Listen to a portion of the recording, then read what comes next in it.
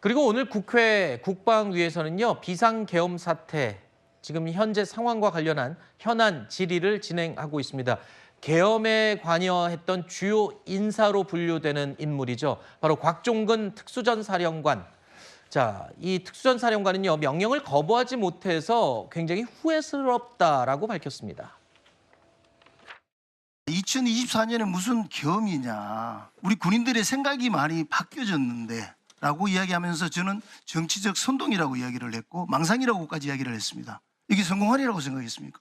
성공하면 성공한 게 됩니까? 이것 때문에 45년간 지켜왔던 군의 정치적 중립이 하루아침에 물거품이 되는 데 있어서 결정적인 역할을 한 장본인이 됐어요. 최초 명령을 받을 때부터 안 됩니다라고 거부하지 못한 것이 후회스럽고 분명히 그건 그 사실입니다. 그 부분에 대해서는 저도 변명의 여지가 없습니다. 자, 지금 이 시간 현재 국회에서 열리고 있는 국방위 전체 회의 모습 실시간으로 지금 보고 계십니다. 현안 질의 관련 영상인데요. 현장 목소리를 잠깐 같이 들어볼까요? 방첩살 말씀드립니다. 그리고 저는 하나하나 다시 물을 테니까 지금 답 정확히 하셨어요. 그대로 진실을 말씀하셨어요. 하나하나 봅시다. 네.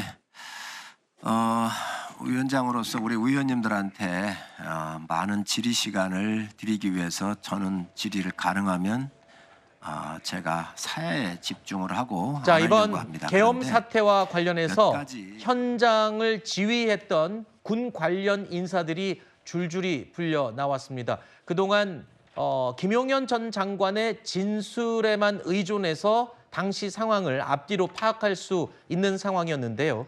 자, 오늘 국회 국방위 전체 회의에 출석하는 이 현장 군 지휘관들의 진술 등을 통해서 지금까지 알려졌던 조각조각 알려졌던 내용들과 함께 전체적인 맥락까지 국회의원들이 지금 파악을 하고 있는 중입니다.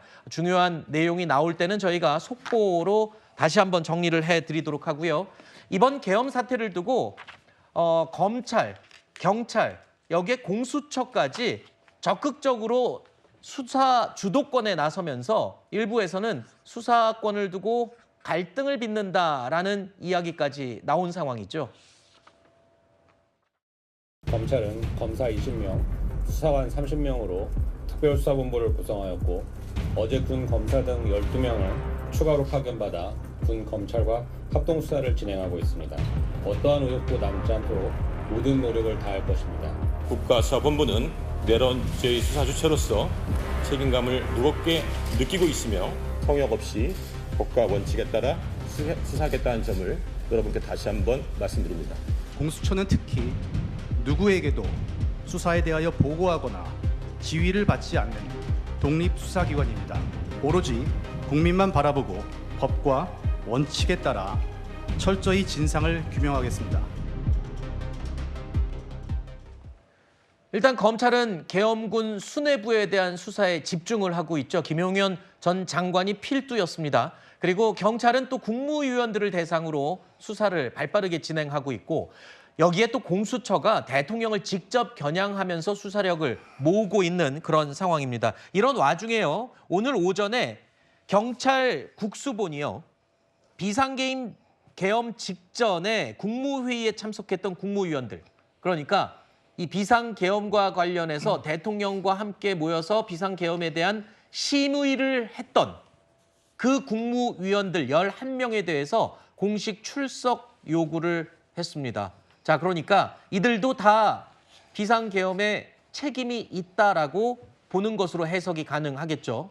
다만 이렇게 수사력이 흩어지고 있는 상황인데 중복 수사나 수사력 낭비에 대한 지적까지 나오고 있습니다. 어제 법원 행정처장 역시도 이 상황에 대해서 우려의 목소리를 내기도 했죠.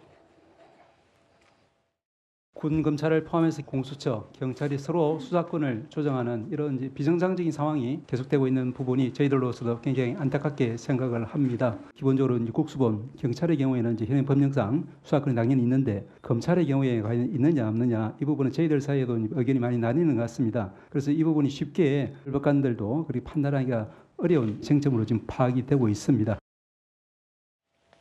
자, 상황이 이렇다 보니까 전문가들 역시 이거는 합동수사본부를 꾸려야 한다라는 목소리가 나오고 있습니다. 오죽하면 법원에서 여기저기서 영장을 신청 또는 청구를 하니까 협의를 해서 가져와라 하면서 영장을 기각하는 사태까지 벌어지고 있습니다.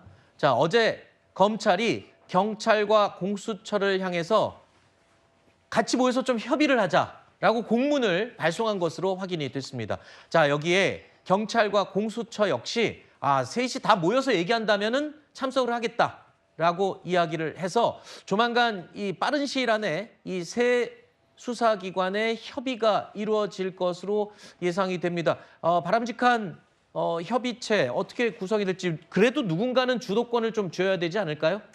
맞습니다. 지금 수사기관을 일원화시키는 것도 급선무인 것 같습니다. 마치 각자 다른 수사기관이 경주마 달리듯이 서로 경쟁적으로 어떤 자기 기관의 성과를 올리는 듯한 그런 모습은 국민들께 매우 불편한 모습인 거거든요.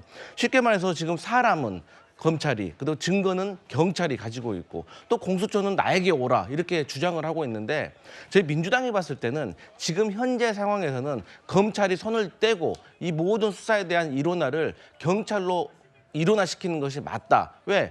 많이들 얘기하고 있지만 검경 수사권으로 인해서 검찰은 내란죄를 수사할 수가 없습니다. 네. 그렇기 때문에 직권남용죄로 수사를 시작할 텐데 직권남용죄로 수사를 시작하게 되면 이것은 자칫 이 내란죄가 축소될 수도 있고 나중에 네. 공소가 기각될 수 있기 때문에 모든 권한을 가진 경찰이 주도적으로 하고 빨리 군검찰이 경찰 아래로 들어와야 된다. 저는 그렇게 네. 봅니다.